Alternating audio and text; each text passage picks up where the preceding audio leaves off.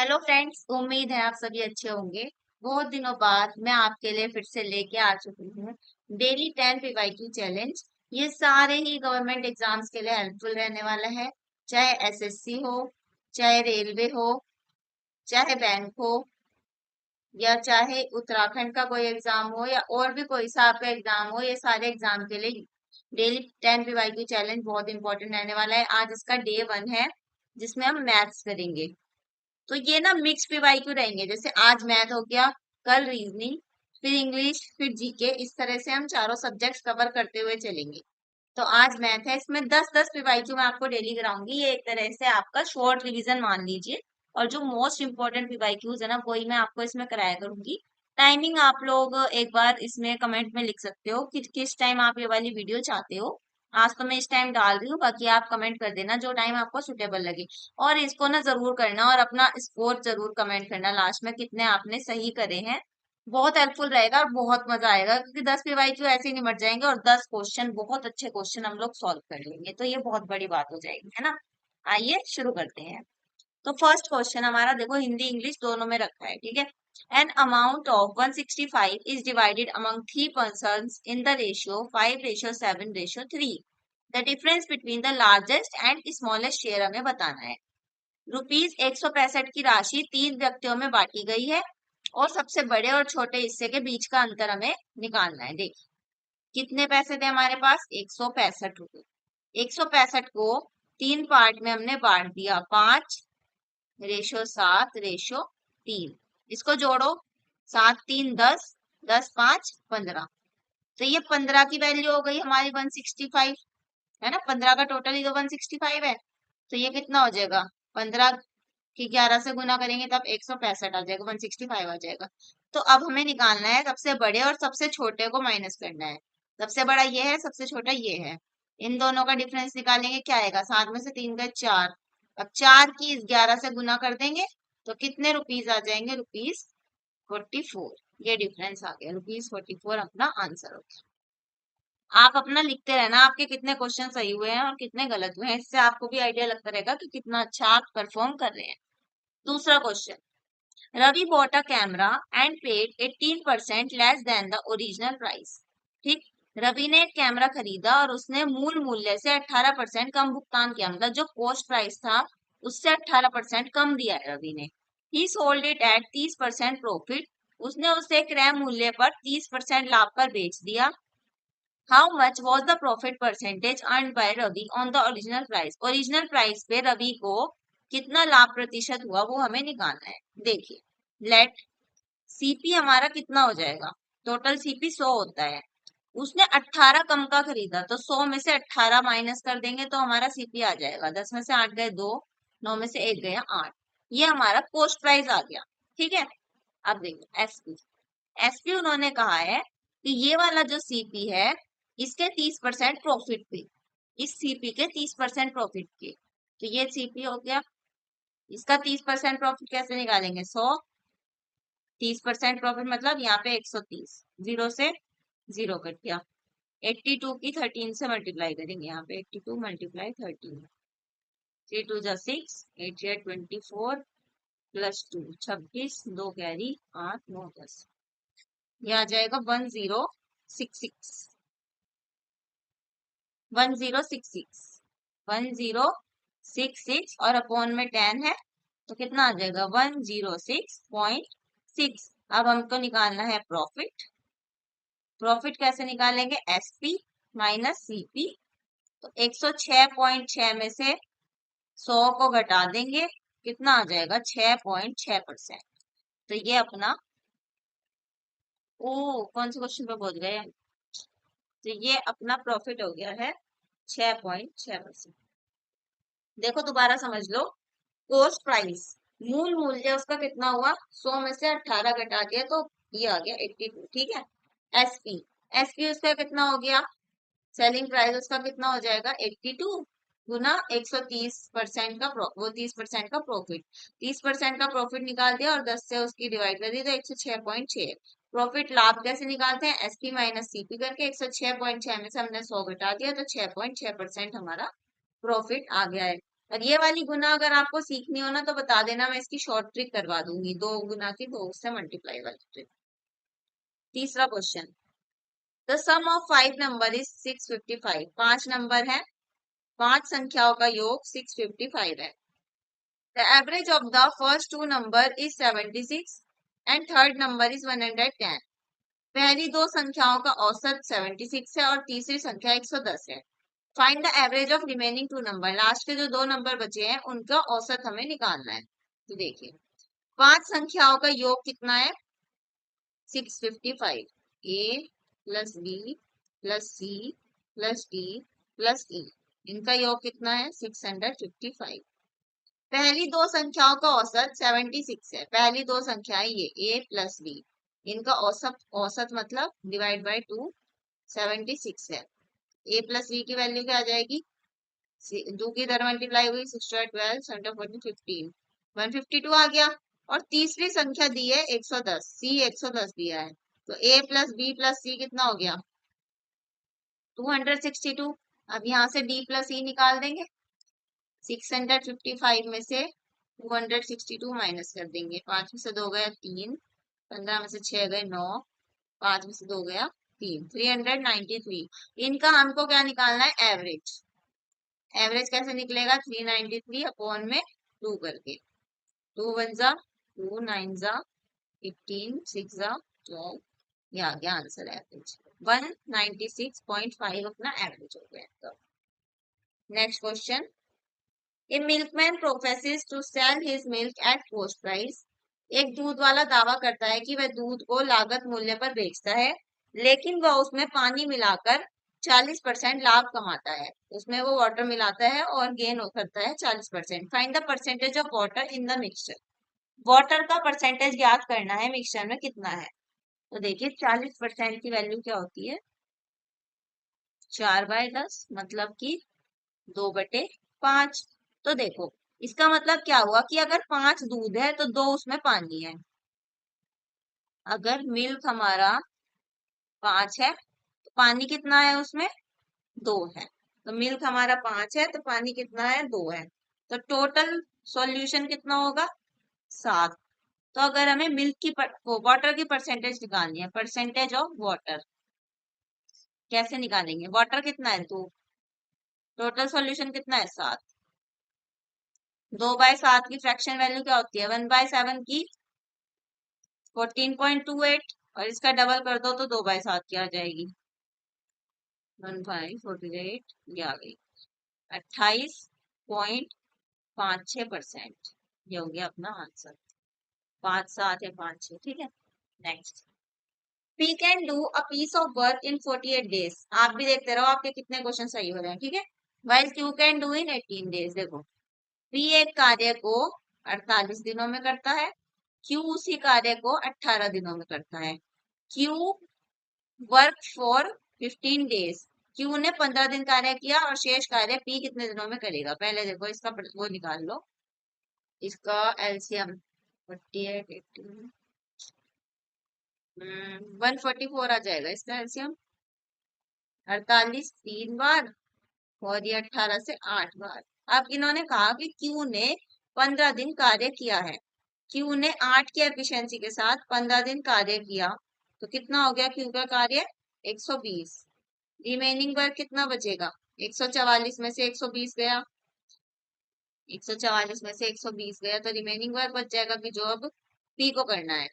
P को करने के लिए 24 कार्य बचा। P की एफिशिएंसी कितनी है 3 है, तो P का टाइम, P कितने दिनों में उस कार्य को करेगा, 24 अपना काम है, 3 P की एफिशिएंसी है, तो कितने दिनों में करेगा P काम को 8 दिन।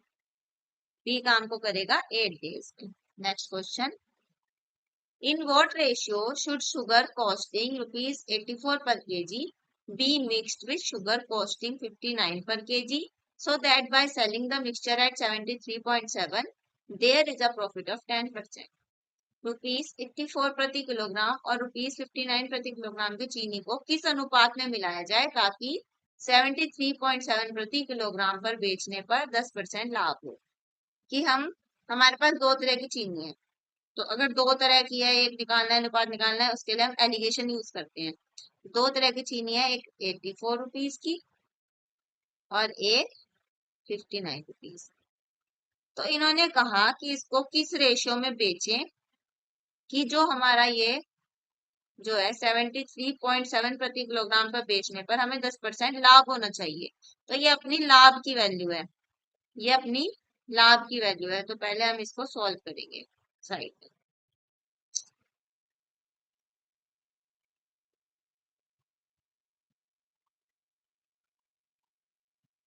देखो 73.7 जो है ना, ये प्रॉफिट की वैल्यू है।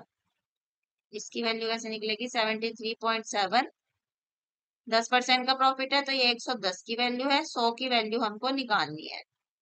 ये हटाया, जीरो आ गया, 2 जीरो से 2 जीरो कट गए। 11 से मल्टीप्लाई करो, 11 6 जा 66, 13 में 6 गए 7, 11 7 जा 77, 67। तो यहाँ पर बीच में आ जाएगा आपका 67। 67 का निकालो, अब अनुपात निकाल लो, इससे इसे घटाओ। 14 में 7 गए 7, 7 में से 6 गए 1। इस वाले में से इसको घटाओ, 17 में से 9 गए 8, ये आ गया रेशियो 8:17। ये answer. Next question, the chord of a circle is equal to its radius। वृत्त की जीवा उसकी त्रिज्या के बराबर है। Find the difference between the angle subtended by this chord at minor arc and major arc. इस जीवा द्वारा लघु चाप और दीर्घ चाप पर बनने वाले कोणों के बीच का अंतर हमें ज्ञात करना है। देखिए कैसे करेंगे। ये है एक सर्कल, बहुत गंदा बना है आई नो, बट ठीक चलो। ये अपना है, मान लो the chord of a circle, ये एक chord है, ठीक। ये किसके इक्वल है? रेडियस के इक्वल। तो ये सेंटर हो गया, ये हो गए दोनों रेडियस। तो ये तीनों जो है ये इक्वल है। अगर ये तीनों इक्वल है तो एक इक्विलेटरल ट्रायंगल बन गया। इक्विलेटरल ट्रायंगल बन गया मतलब कि ये वाला एंगल कितना है? 60 डिग्री का। अभी ये जो कोड है ये एक एंगल तो वहां पे कर दी है, मेजर आर्क पे सबटेंड कर दी है, और एक एंगल ये सबटेंड कर दी है माइनर आर्क पे। दो एंगल ये सबटेंड कर दिया है, इनके बीच का हमें डिफरेंस बताना है। अब देखिए, ये वाला कंसेप्ट अगर आपने पढ़ा हो, ये वाला कंसेप्ट अगर आपने पढ़ा हो कि जो कोड है वो अगर यहाँ पे सेंटर पे 60 डिग्री का एंगल सबटेंड करेगी, तो उसके ऊपर वाला एंगल कितना होगा? इसका हाफ, इसका 60 का हाफ। तो ये वाला एंगल एक्स मान लो, तो ये वाला एंगल कितना होगा? 60 का हाफ, यानी कि 30 डिग्री। इस वाले एंगल को आप वाई मान लो। अब देखो इसमें ऐसे देख लो आप, ये जो आमने सामने वाले एंगल होते हैं ना, इनका जोड़ होता है 180 डिग्री। मतलब कि ये सर्कल है, इसमें ऐसे और ऐसे, ये वाला एंगल और ये वाला एंगल, इनका जोड़ हमेशा होता है 180 डिग्री। इनका जोड़ 180 डिग्री होता है। तो अगर ये वाला एंगल हमें पता है, ये हमें निकालना है, तो कैसे निकालेंगे? 180 माइनस 30, 8 में से 3 गए 5, ये हो गया 185 डिग्री। अब हमें निकालना क्या है? X minus y, y minus x, y minus x हम निकालेंगे। 150 माइनस 30 कितना आ जाएगा? 120 डिग्री। अपना आंसर है 120 degree. Next, the ratio of monthly income and expenditure of a man is 7:3। Income और एक्सपेंडिचर का रेशियो दिया है। एक्सपेंडिचर की वैल्यू दी है 5400, मतलब आय और व्यय का अनुपात 7:3 है। यदि इसका व्यय 5400 है, इनकम और एक्सपेंडिचर यानी आय और व्यय, आय और खर्चे का अनुपात दिया है 7:3।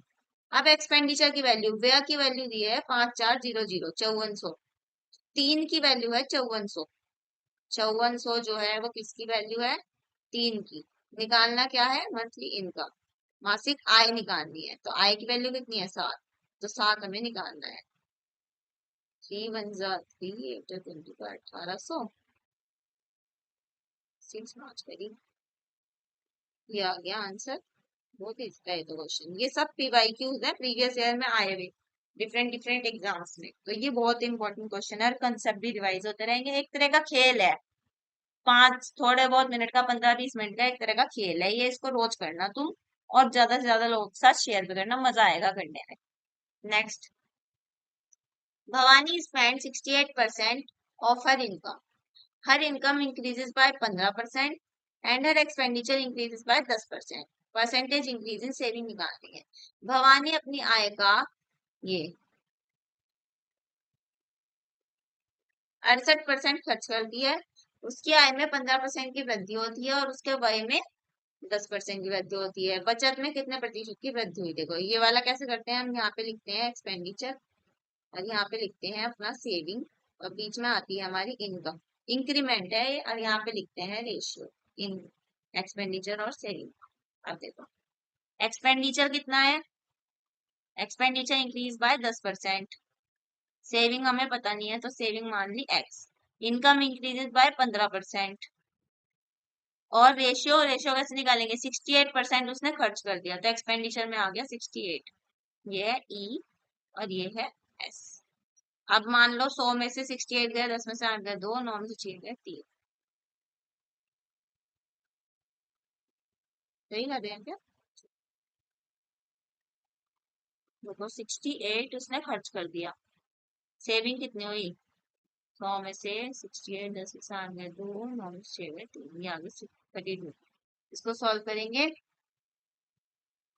4 8 जा 32, 4 1 जा 4, 7 जा 28, 17 और रेशियो 8, ये रेशियो आ गया। अब हमको एक्स की वैल्यू निकालनी है, तो एक्स की वैल्यू कैसे निकालेंगे, इसकी गुना इससे करके, इसकी गुना इससे करके। देखो यहाँ पे करते हैं, इसको मिटा देते हैं पहले।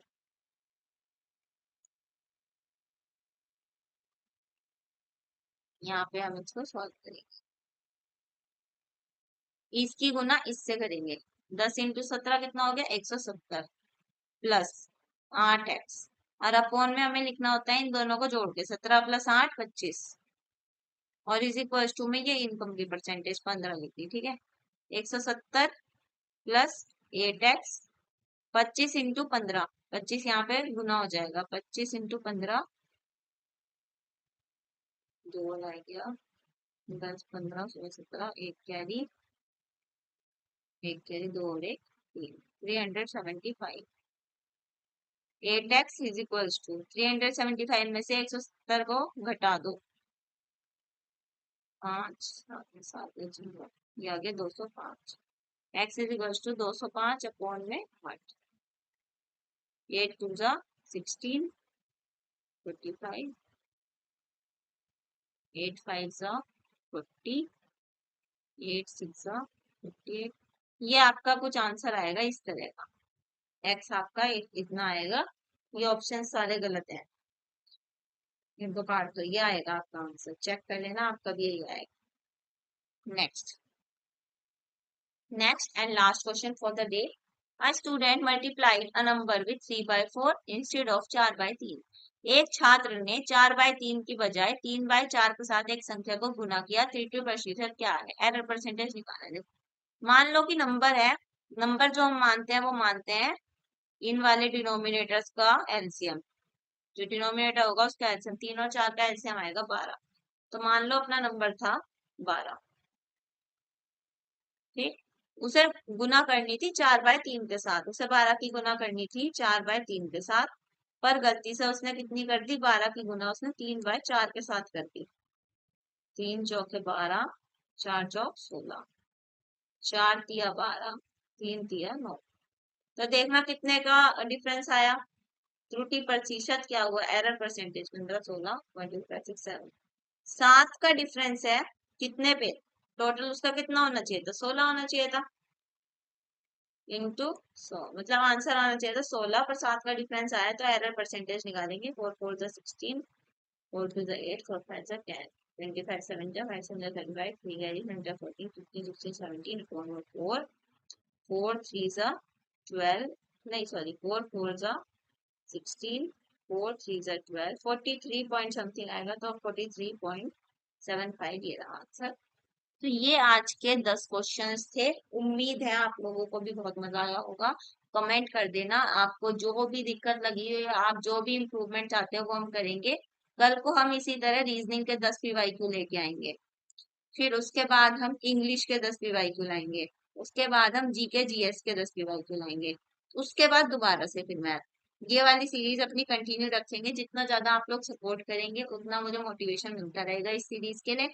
तो जुड़े रहिएगा मेरे साथ। टारगेट 2026, कोई भी एक गवर्नमेंट एग्जाम अच्छा सा। वैसे तो मैं तो टारगेट एसएससी सीजीएल कर रही हूँ, इस बार मेंस दिया था बट अनफॉर्चुनेटली मेंस क्लियर नहीं हुआ है मेरा। अगर आप मेरे रेगुलर सब्सक्राइबर हैं, आपने देखा भी होगा मैं रात रात की वीडियो पोस्ट करती थी कि मैं पढ़ती थी, पर अनफॉर्चुनेटली मेंस क्लियर नहीं हो पाया। मेरे से ही बहुत ज्यादा मिस्टेक्स हुई होंगी, आई नो मेरी मेहनत में कुछ कमी रही होगी। कोई बात नहीं, नेक्स्ट टाइम के लिए अच्छे से प्रिपेयर करेंगे साथ में। All the best. कल को मिलते हैं फिर से। टाइम कमेंट कर देना, अगर कोई पर्टिकुलर टाइम चाहते हो तो कमेंट कर देना, और जो भी आपकी प्रॉब्लम हो, जितने आपके मार्क्स आए हो, जितना स्कोर रहा हो, सब कुछ कमेंट कर देना। Bye bye, will meet in the next video.